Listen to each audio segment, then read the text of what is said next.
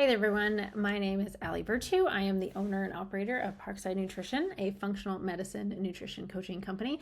And today we are talking about ways to boost motivation. So whether it's health related goals or not, I think we could all use a boost of motivation. And this is one of the talks that I absolutely love giving to my group program, because we all suffer from this occasionally, and it's really helpful to have more tools besides just like get up and do it, or I should be more motivated, or I should be more disciplined, etc. So get ready. This is going to be a lot of really helpful tips. So let's dig into it. So the right questions to ask yourself, when to ask those right questions, when to stop asking questions and get right to work. The mindset shifts, your why, we're going to talk about your environment, routines, how to create accountability, really how to set yourself up for a successful endeavor when it comes to goals. And so you really create a lot more consistency because everything around you is set up for success. And so again, reducing the amount of motivation that we even need. And then if you hang on to the end, I'm going to give you my best tool to create those simple systems for my clients. Oops.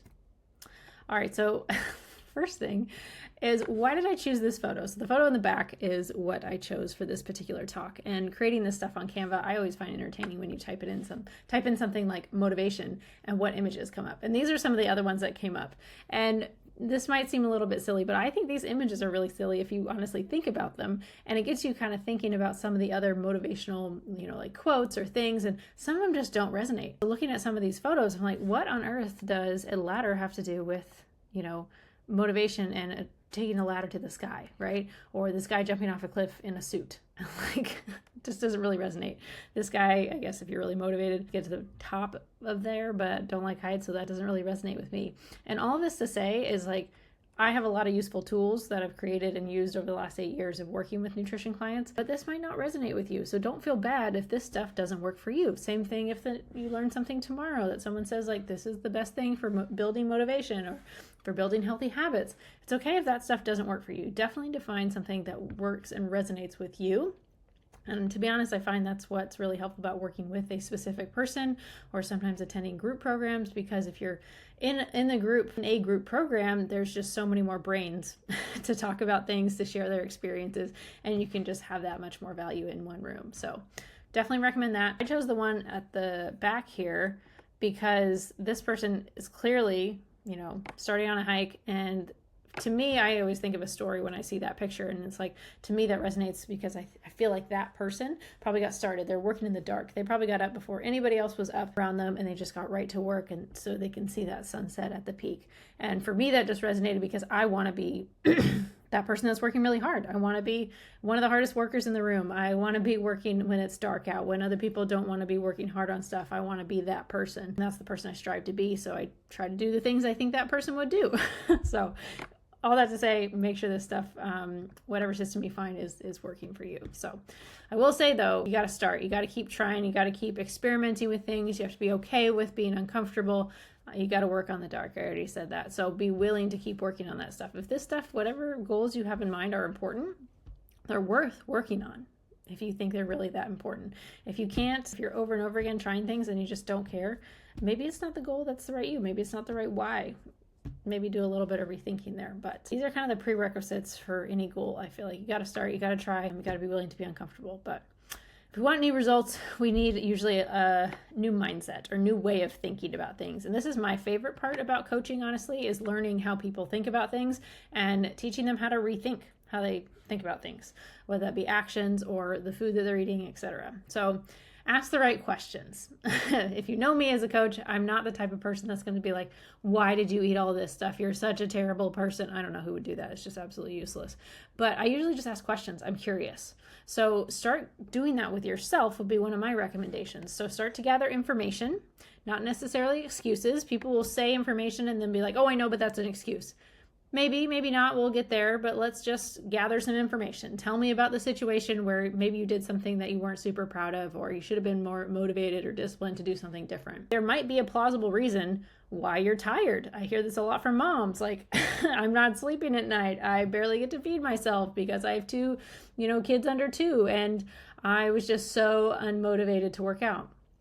You were tired. That's very reasonable. And so for that situation, I feel like our goals are just mismatched. I'm probably going to have to reduce some of the activity that I'm doing, some of, the stuff that's just on my to-do list, if that's my reality right now. You've got kids to take care of. Yes, we need to eat well. We need to make sure that you have good fuel and things like that, but maybe searching for peak performance as far as exercise isn't the best priority for right now. There are plausible reasons and factors instead of necessarily excuses part of your life that might not be the same story for somebody else that seems that they're just more motivated or disciplined than you. So what are the facts of the situation? Things not to ask.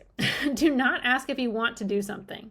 This is great, and this is where I really value my husband Jared, because he is fantastic about saying, hey, it's time for a walk. We usually go for a walk. He doesn't ask like, hey, do you want to go for a walk? That is a dangerous question, because the answer could be no, and that's not really a desirable outcome unless, extenuating circumstances. But because if I were to relate this to things that I have to do, and I would argue that I have to walk to be a healthy human. I have to exercise in some capacity. So unhelpful questions for generally adulthood, if we want to use that as an example. Do you want to pay rent this month? Your landlord would never ask you that, right? And you shouldn't really ask your body that too often, right? If you are in that first scenario where you are really tired, you're chronically not sleeping enough, et cetera, sure. But on a general basis, when your body is okay, you're not sick, those things don't really apply to the situation. Do you want to pay rent? Doesn't matter. You have to pay rent. Do you want to go to the gym? We got a gym. We got to go to the gym. We got to exercise. We have to eat well. Like, that should be our default setting.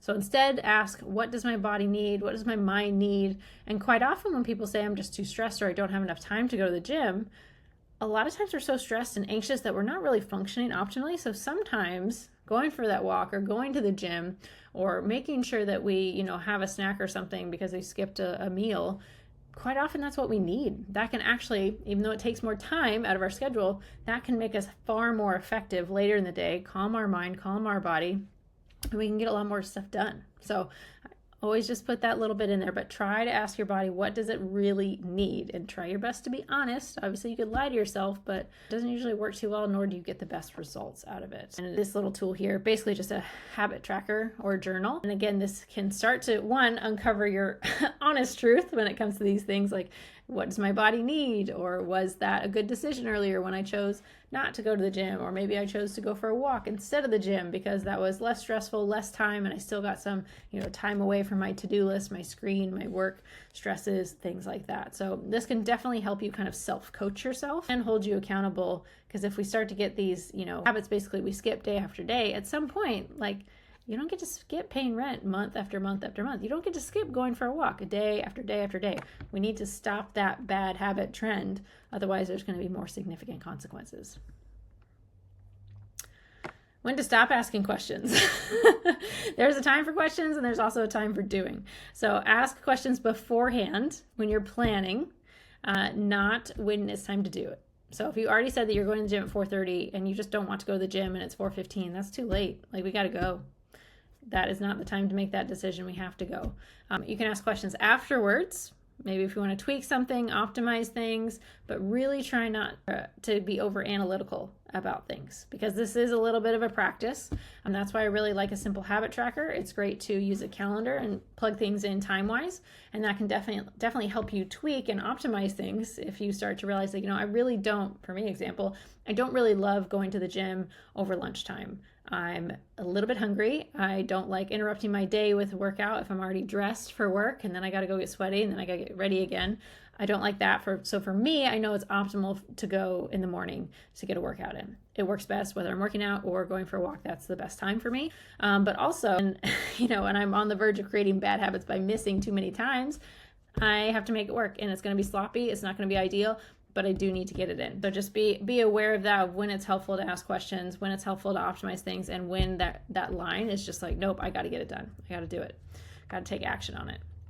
This is part of another talk that I do as far as the goal setting seminar. Creating a plan A, a plan B, a plan C, and a plan D summary is what I strive to do. So that would be like 100%. I have all the energy. I have all the, no cares in the world, really. I get to do exactly what I want. For exercise, I would love to go for a walk, go lift, go ride my horses, etc. That's plan A. Don't always get to do plan A. Plan B is what I can do on 80% of the days. So 80% of the time I can execute going for a walk and going to the gym.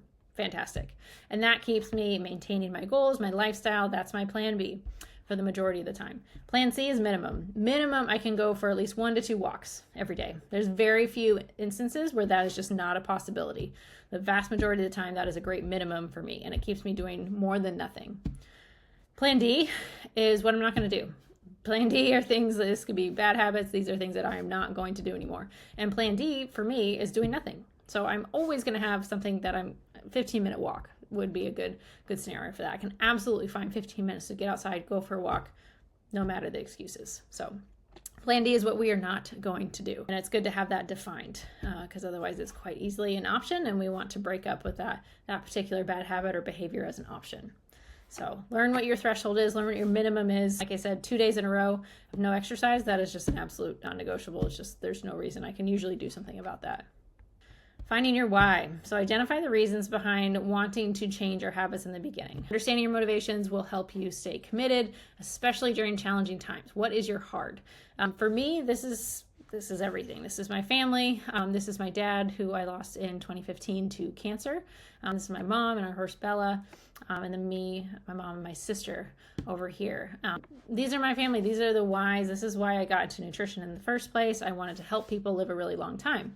Losing my dad to cancer was like the worst experience, 10 out of 10. That is my hardest thing ever that I've gone through. So that's what, like I said, 10 out of 10 hard.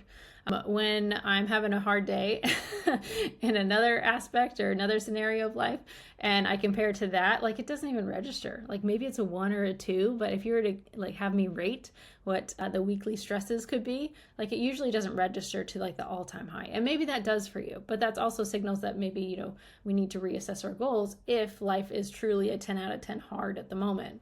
Maybe it's not the time.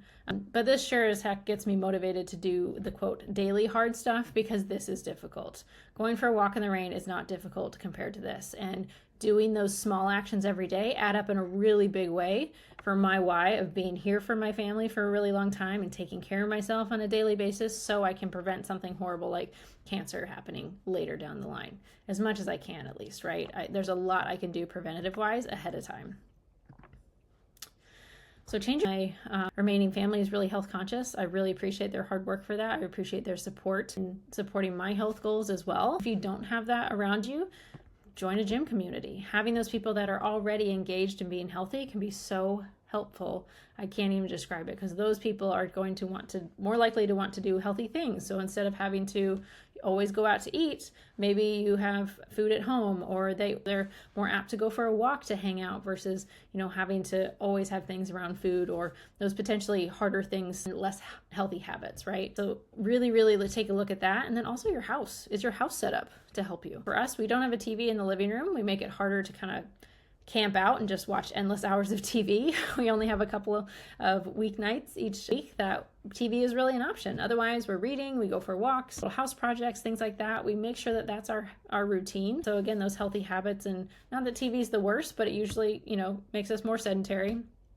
It's not really good family building time or relationship connecting time anyway, sometimes, but it also makes it more special on those like Fridays and Saturday nights when we do choose a movie together or something like that. It makes it that much more special versus just binge watching something absolutely every night and not having those good conversations. And for a lot of people, more TV time also means more snacking time, because those two things are usually so connected to each other. So really take a look at your house. For us, this means, like I said, not having a TV in the main area. If people are over, I want to talk to them. Also food-wise, like how is your food stored? We only have, pretty healthy snacks out and available in the pantry, and we don't really buy the other stuff. So food is easy. It's really easy to have our food kind of on a default setting as well. Define trying. I obviously, as a coach here, I'm trying a lot. And it's not saying that people aren't. People are absolutely working really hard at this. But I also encourage people to make sure that they graduate on time and make sure that they are doing the level of work that they are capable of. So what level are you currently at? So if you saw that habit tracker in the beginning, or basically like a calendar, right? Maybe track your habits right now. Like, how often are you going to the gym right now? How often are you eating vegetables? How often do you get to bed on time? Things like that. See where your level's at right now. If you can maintain that really well, fantastic, do that. As long as you're seeing results, you're probably at an adequate level based on, the goals that you want to achieve. But if you aren't seeing the results that you want, maybe it's time to graduate a level. So it's great that you walk 4 times a week. Maybe you need to walk every day. Maybe you need to walk 6 times a week. Maybe you need to start lifting 3 to 4 times a week instead of 2 times a week, something like that. So make sure, and this is again where a coach is really helpful, because it's not that you're doing anything wrong necessarily. We just need to see where we can optimize something and where we need to graduate to the next level. One of my favorite questions to ask is, well, one, instead of asking yourself, like, what am I craving? What do I want to eat? Again, going back to that, what does my body need? What does my body need from me right now? What nutrition does my body need? Well, I didn't eat too many vegetables at breakfast, so maybe I order a salad for lunch because my body hasn't gotten a lot of vegetables yet. Maybe I do that. Maybe I especially make that a priority if I'm going out to eat. Not that I can't order vegetables at dinner, but usually the volume isn't there, right? So make sure that your level is really matching the results that you want too. So if you want more results, if you want faster results, and there's nothing wrong with that, make sure that your effort level is also in tune with that too. So graduate. If you're ready to graduate, bump yourself up a level. Examples of this, and this hopefully makes it seem absolutely ridiculous, right? If someone said like, oh, I tried to be a millionaire for 2 months, but it didn't work out. You wouldn't totally quit, right? Like that's a very big goal in a relatively short amount of time. And it doesn't negate the worthiness behind that goal. It's like, yeah, it's probably worth trying to have financial wealth and financial freedom. But if you only tried for 2 months, like that's a really short amount of time. Same thing goes for if I tried to lose 50 pounds in 6 months, but it didn't work out. But you got close, right? Maybe you plateaued for a month or more than a month. Does that make that end goal of losing 50 pounds like less worth it? Probably not. We just need to adjust things, and maybe we need to graduate our habits to another level to see that next level of success. So this is a picture of yours truly up in the corner here with my sister. And I like this. This doesn't, again, resonate with everybody, but compete with yourself. So I'm highly competitive, not with everybody in general, but like especially with myself. So basically learn how you think. This is where a journal can really help, or just some time to kind of reflect. But what motivates your success in other areas? I work for myself with myself. Like it's just me, the moment working in Parkside Nutrition, and nothing motivates me more than being just a more successful version of myself. So for other people, it might, be other things. It might be competing with other people. It might be like in a weight loss group or weight loss challenge, etc. Some people thrive in structure and having certain types of accountability, but figure out what is your big motivation. For me, health-wise is probably, I feel really good and I want to maintain that level of feeling really good. That's probably now what motivates me the most.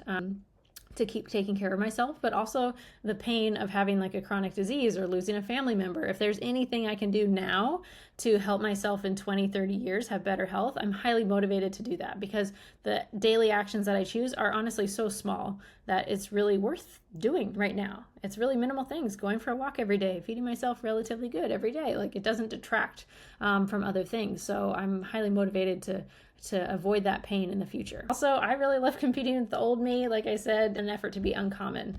I talk to a lot of people, and it's not common to want to go for a walk or want to go to the gym necessarily a lot. And I really like doing those things that people don't do. I would say definitely as far as standards of health in the US are pretty low.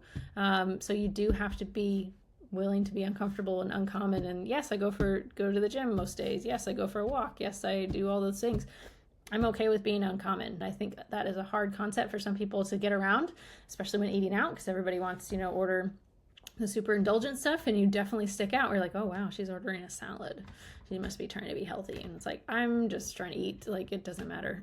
It doesn't matter what anybody else thinks of what I do, and vice versa. I don't care what they do. So I definitely try to think about what actions I need to do to be closer to that future me, that future version that I want to become. And you can kind of think about this of like me being the annoying little sister trying to outdo my cooler, bigger sister. I definitely still have that image in my head of like, I want to be doing what she's doing. And I just picture the future me crushing goals like I envision her doing. I want to be doing what she's doing. So I try to think about those small actions that she's doing on a regular basis to be that next level of successful. And I want to follow in her footsteps. This one is pretty cliche. It's not effective. I don't really love talking about it, but I guess that is what I do for clients, is making very specific, measurable goals, things that are achievable. Like I said, I'm not going to say, if I don't think that person can, I'm not going to say, yeah, let's lose 50 pounds in 3 months. Sure. That would be tough. That would be very hard to be achievable. It's measurable. Yeah. It's a specific. Yeah. Realistic. Probably not. So making sure that all of these things align when you create those goals. Define your system. You can set that goal of like 50 pounds in 6 months. Okay. How much do I need to lose on a consistent basis? And having that system. Okay. How am I going to create that? Well, I need to increase my calorie burn, so maybe I need to have some more walking in my lifestyle. Maybe I need to start lifting weights. Maybe I need to start having more vegetables having vegetables at every lunchtime or something like that. Have a very specific plan so you can see, yes, I'm doing it. No, I'm not doing it. Do I need to change my plan because I'm not actually achieving it? Maybe it's not too realistic, or maybe my timeline is just off. Like, I'm progressing, it's just not, I'm not going to quite meet the deadline. And that might be okay, especially if you like that process, if you like that system, that can still work out just fine when we just move our timeline a little bit. I would say it's not that a lot of systems don't work. Usually our timeline is a little unrealistic and we get discouraged by that. And again, obviously this is where professional help can really, really help, because it's hard to be objective about, oh, my system's not working. It is, it's just not working as fast as you want it to. It's probably the most common thing. And one of the biggest lessons I've had to learn in the last 8 years is patience, patience, patience. Things are working. It just takes time to get all of the data to see that, yes, it is working, or no, it is not. It requires an extreme amount of commitment to the fundamentals and consistency so we can really see if it's working or not. Creating accountability. It should feel a little uncomfortable at times. Definitely. If it felt comfortable the whole time, we probably didn't change much. Learning self-awareness is probably one of the first things that we do with clients. Learning the process, like I've mentioned, walks and eating vegetables, right, and all those generally healthy habits, but learning how to incorporate those things in a regular basis into your lifestyle is usually where that professional can add a lot of value, because they get very specific, and so it does become like a simple routine. I hesitate to introduce this one, but this has worked well for a few clients, and that is rewarding yourself in a helpful way, obviously. So I have examples here on the right, but not with food. So I definitely, even though food is used as a celebratory thing, like on birthdays and holidays and things, I really don't like rewarding ourselves with food, because it just makes it a mixed relationship. There's already a lot of opportunities out there to celebrate with food. I don't think there's a need to do that. And again, we're always paying attention to, what behaviors am I rewarding? What behaviors am I making harder or trying to decrease, etc. So if you want to reward yourself, do it in a helpful way. Buy yourself a new rain jacket for rainy season, a new umbrella, or get yourself some new gym equipment, or a new lunchbox or Tupperware, or something that really supports your goals, new shoes, things like that. But I will say this is very debatable for some people, because I think if these things are necessary to your success, like you need a raincoat, like you should just have it. It's a tool you need as a part of this journey. So this is motivational for some people, others not so much, but I thought I'd throw it in here just because it has come up in the past. All right, focus on consistent actions. I think a lot of people are great planners, which is fantastic, but you really need to practice being very consistent of taking the actual action instead of trying to plan for perfection. We're about progress, consistent action, progress. Perfection is just a myth. It just doesn't happen. This feels really sloppy and uncomfortable usually when people are getting started. I will mention a lot of things I start to hear, especially as people get into it a little bit, and maybe this is when they're, experiencing a plateau or low motivation, but they're like, hey, it was more than nothing, right? Like, it was better than this, better than that. Again, circling back to what level are we at? Are you graduate? If you're a graduate level work, like student, you should be doing graduate level work. I don't really think that's an acceptable excuse if you go to your graduate level professor and you're like, hey, well, I did some fourth grade math, so as my homework, it was more than nothing. Like, that's just not applicable. It just doesn't matter, right? So be careful with the more than nothing. That's again where I like to define that plan D of like, what is our minimum, what is our minimum effort. Define that for you. Make sure it's appropriate to your level. I think simple, not easy, is a better system. So some people, when I say, describe how I work with a lot of clients, it's using a habit tracker, a simple piece of paper like this. And I write down like, I need you to track your food. I need you to drink your water. I need you to go at least for a 15-minute walk, exercise, sleep at least 7 hours. Simple things like that. I'm like, that works every day. If you do those things very, very consistently, I've had people lose like 35 pounds in 3 months using this, a simple piece of paper. So simple is fine. Is it easy to do all these things? Is it easy to check those boxes every single day with those particular habits that we choose for that person? Not always, but that doesn't matter, right? We choose those habits for that person because it fits that person. It can be simple. It might not be the easiest thing, but I really don't love the more than nothing mentality. So here's a real example from my lifestyle. So establish a routine, less decisions, less motivation required. Say it with me. Less decisions, less motivations required. The more autopilot you can be on things, because let's face it, we probably have a lot of decisions in our life on a daily basis. If we can make less decisions, we don't need as much motivation to be like, oh yes, I should go to the gym. Like, we're going to the gym. It's a Monday morning. We're going to the gym. That's just how it goes. So for me, Monday, gym time. In the evening, we go for a walk. Tuesday, same thing. Wednesday, I go to the gym in the morning. Usually that's the day I ride horses, if my horses are sound at that time, and then try to go for a walk later. If not, I'm usually walking around coaching at the gym. Thursday, similar story. Sometimes I'll have horse chores there, but I definitely try to get an evening walk. Friday, same thing, morning and evening walks typically. Sometimes that's an extra gym day. Saturday is not a gym day. I love that personally as a rule for myself. I just don't want to go to the gym on Saturday. I want it to be horse time. I want it to be family time, activity, maybe a walk, maybe a longer walk with the doggo, take him to a local park or something. That's fun. Sunday, back at the gym, longer session there usually, and then horses typically, riding or chores or something with them. So this is my literal schedule. And again, I do what I preach. So that's at least 2 types of exercise or activity every single day. Whether that's 2 walks or gym plus a walk, etc., but active 2 times a day. And same thing for food. Not two meals a day, but less decisions, less motivation. So Saturday or Sunday, we meal prep and grocery shop. Those are the days to get that done. Saturday, we might go out to eat or order something and have that with family. Monday, Tuesday are pretty routine food. Same thing with Wednesday. Thursday, pretty routine food. And then Friday, maybe that's the day that we eat out for dinner. So this is honestly what a lot of consistency looks like. 2 opportunities to eat out. Otherwise, if some opportunities come up throughout the week, that's fine. But we're not making those decisions on a daily basis. Should I bring my lunch? Should I eat out? Unless it's planned ahead of time, and we try to keep this 2 times a week, 3 times a week frequency. That keeps us feeling really, really good. And again, less decisions. Educate yourself. So learn about the benefits and habits that you're doing. Quite often people will roll their eyes because it's not terribly sexy recommendations, but like, sleep. Should probably have less carbs.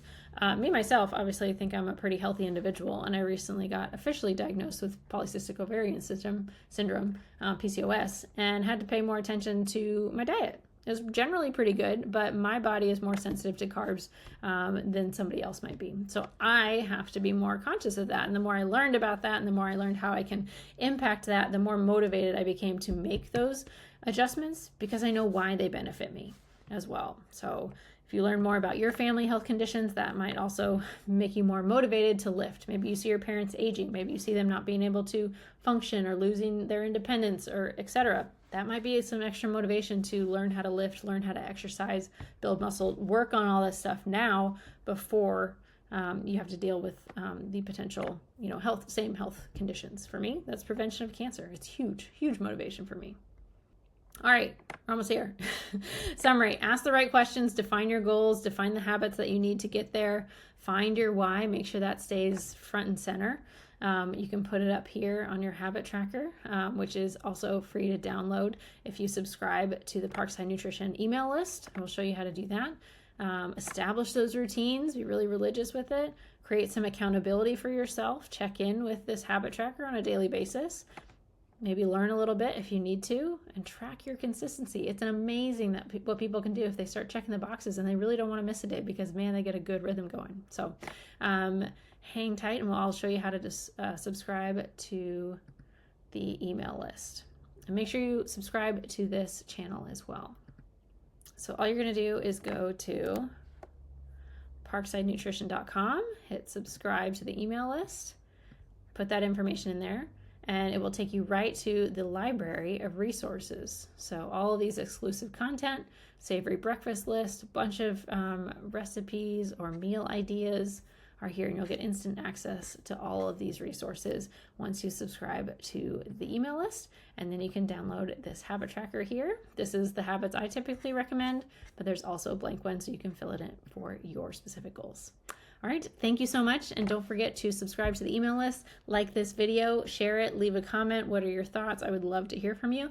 And make sure you hit that subscribe button so we can grow our subscribers on YouTube as well. Thank you.